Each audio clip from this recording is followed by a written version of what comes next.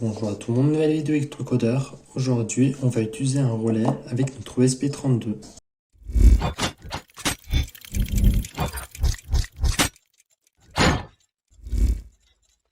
Avec le relais, on va pouvoir piloter énormément de choses et des tensions élevées. On ne sera pas limité par l'énergie de notre ESP32. On va pouvoir utiliser une alimentation externe. Ça peut être du 12 volts, ça peut aussi être du 230 volts. Il faut savoir que le relais, il est puissant et qu'il peut commander des grosses tensions. À l'aide de notre relais, avec seulement 3 fils, on va pouvoir gérer sa sortie. Donc là, comme il se tient ici actuellement, généralement dans la plupart des relais, cette sortie ici est reliée avec la sortie qui se trouve ici. Donc la sortie normalement fermée. Et cette sortie est normalement ouverte. On peut vérifier comme quoi ici c'est bien le commun.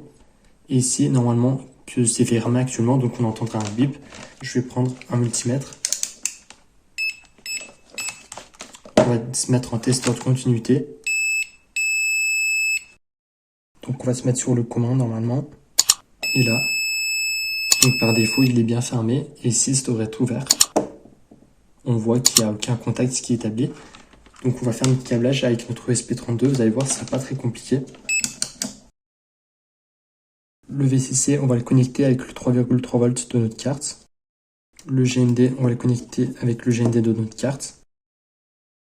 Donc ensuite le signal, on va le connecter sur la pin 15 par exemple. Et voilà, donc notre câblage est fait. Donc à présent, on va pouvoir passer au programme.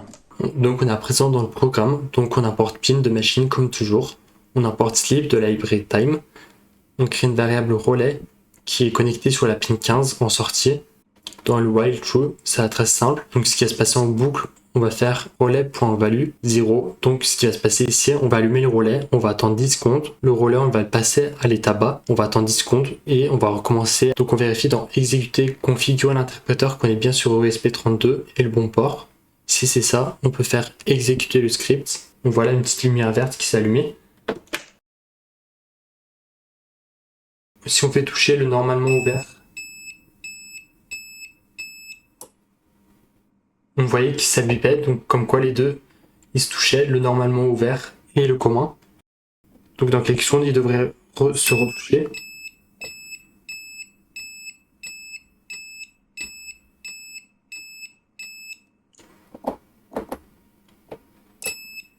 Et donc maintenant, le circuit s'est fermé. Le commun est normalement fermé, se retouche. Actuellement, moi je piloterai. Si on voudrait, on pourrait allumer une LED en 230 volts par exemple. Et donc on peut piloter des grandes tensions avec un ESP32, donc c'est ce qui est intéressant. Donc j'espère que cette vidéo vous a plu. Si c'est le cas, alors vous pouvez vous abonner, liker, partager et commenter. C'était Electrocodeur. Ciao!